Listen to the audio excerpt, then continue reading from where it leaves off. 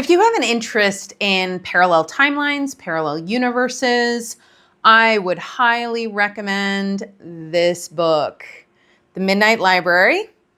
It is one of my favorite books at the moment. It's been out for a while, but I just found it thrifting when I was in London, and I picked it up so I could have something to read on the train. And wow, have I been blown away. The premise of the book is essentially you have the ability to revisit parts of your life in that in-between space between life and death, that you are able to test out the various timelines or the various dimensions of your life to see what would have been different had you chosen a different path. And so the main character does this throughout the book, and the Midnight Library is where she goes in order to access these lifetimes. There was something very specific that I connected to in one of the chapters, and I would like to read it to you now. It says, "She had thought that solitude was the problem, but that was because it hadn't been true solitude.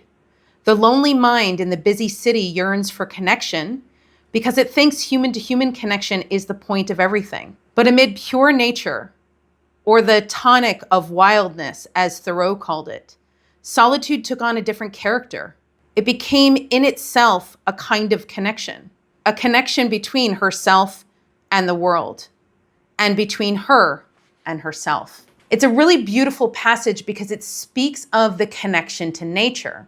And I can relate to that myself, living in a big city.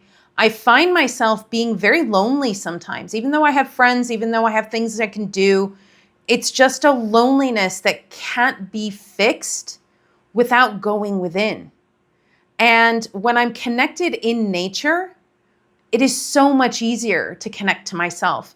It is so much easier to connect to my heart. If you're struggling, if you're living in a big city, if you're living in a place where there's not a lot of nature, give that a thought about how often you're spending in nature.